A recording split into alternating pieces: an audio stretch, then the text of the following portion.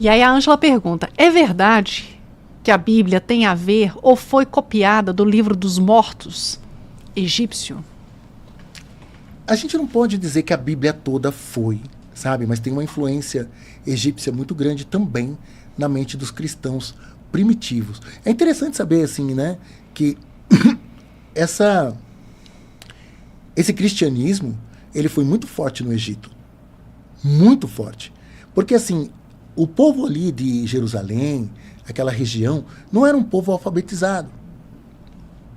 Então, os copistas, né, os escribas, eles, na grande maioria, eles tinham uma formação grega, e a fonte de pesquisa era o Egito. Então, muitos pesquisavam e escreviam, né? Por isso que esse encontro da biblioteca de Nag Hammadi é em copta, que é uma mescla do egípcio com o grego. Então, ali que a gente encontra os escribas mesmo. Então, tinha uma comunidade cristã muito forte no Egito, sabe? E que é África, as pessoas têm que entender isso. Porque quando a gente estuda o cristianismo, a gente está com esse cristianismo europeu, do Jesus loiro do olho azul.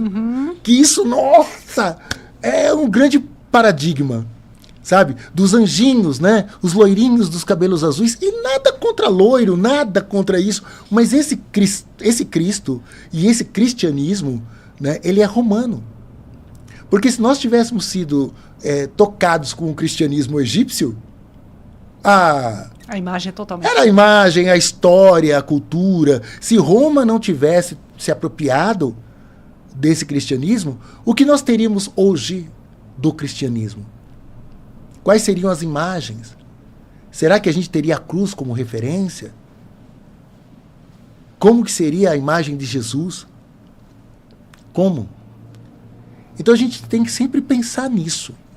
E a gente acaba tirando isso, né? Porque já trouxeram pra gente assim. Já trouxeram pra gente assim. Então a gente olha, eu quando era criança, né?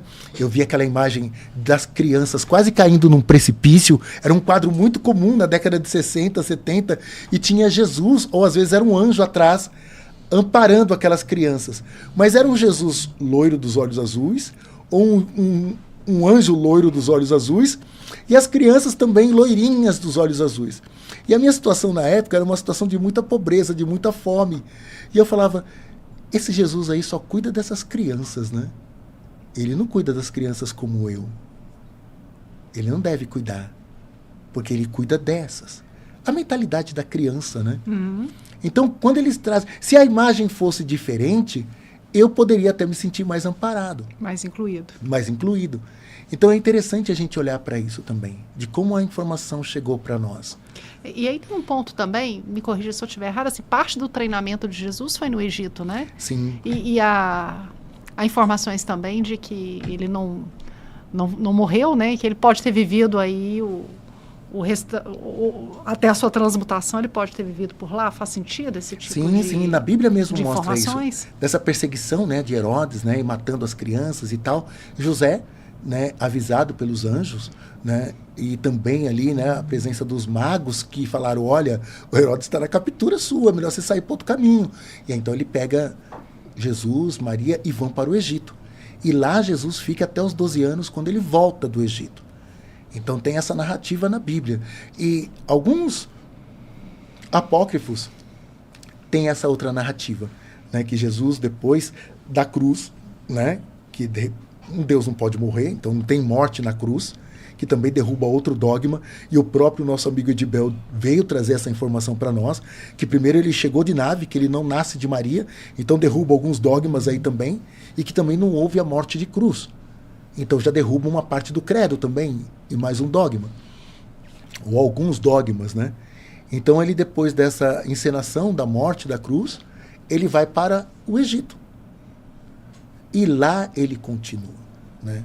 Então, foge ele e Madalena, e tem toda uma origem, né, genética de Jesus, que está, até os dias de hoje, segundo esses apócrifos, presente no nosso meio. Tem essa narrativa. Que está ligado ao Santo Graal, né? Sim, sim.